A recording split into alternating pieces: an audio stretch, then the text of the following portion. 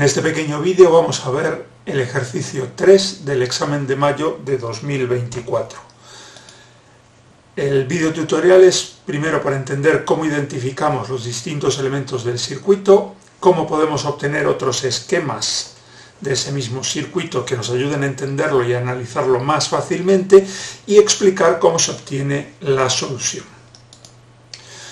Este ejercicio está publicado en el enunciado con las respuestas en la web de la materia, y entonces básicamente lo que nos piden es qué ocurre cuando esto recibe a la entrada una señal triangular. ¿Vale? Nos dan todos los datos y nos dicen que consideremos el amplificador y el diodo como ideales. Entonces la primera cuestión es un poco identificar entradas y salidas. Entonces es obvio que la señal VT es la entrada, ¿vale? Y a partir de aquí yo voy a marcar inicialmente el resistor RB como parte de la salida, es decir, es el que recibe la corriente de salida o la tensión de salida, como queráis verlo, ¿sí? Y en el medio está este circuito que tiene una realimentación por el lado negativo y es el que tiene que procesar. Pero esto es un poquito engañoso, ¿vale? Es decir, yo veo que la corriente de entrada, que es la que va a pasar por el resistor A, pues no va a poder entrar en el amplificador operacional y va a tener que circular por esa rama que está ahí arriba.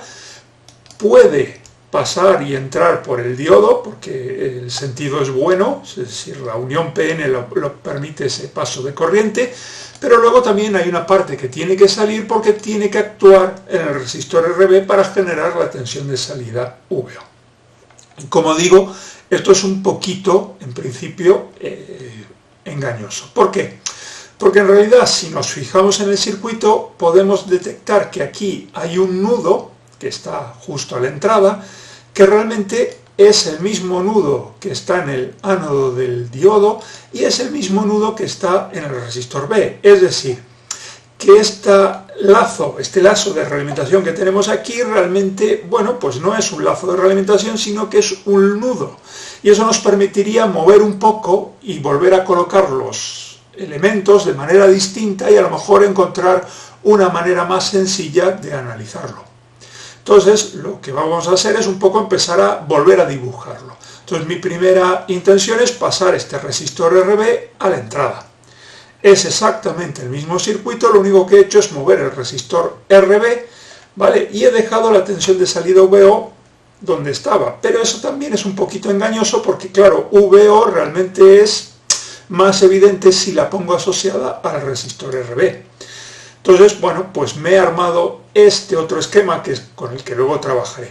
También es posible, jugando, ¿vale?, volver a dibujar el circuito de esta manera o de esta otra, ¿vale? En realidad es el mismo circuito, simplemente lo hemos vuelto a dibujar de otra forma.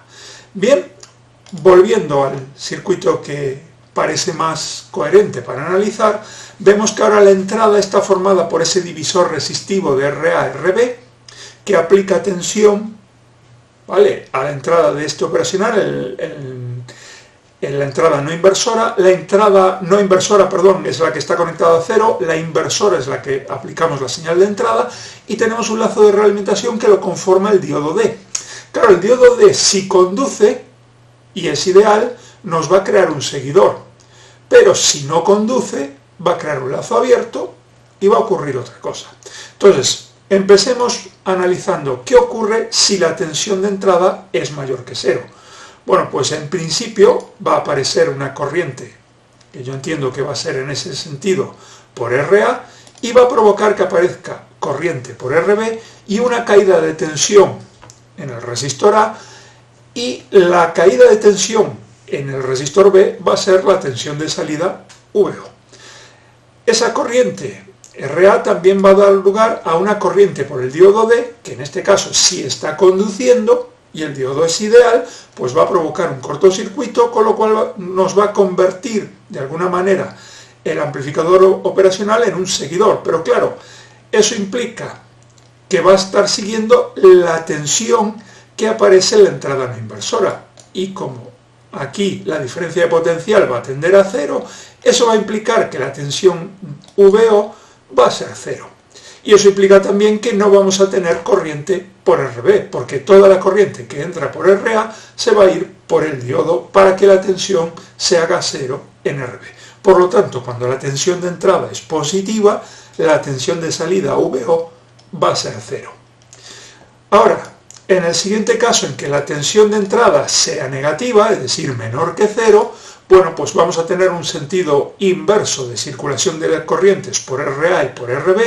La tensión en RA pues va a cambiar de sentido y lo que vamos a observar es que en este caso no hay forma de obtener corriente que circule en el sentido, digamos, de derecha a izquierda por el diodo. Por lo tanto, este diodo va a estar en abierto, es decir, va a estar bloqueando la corriente.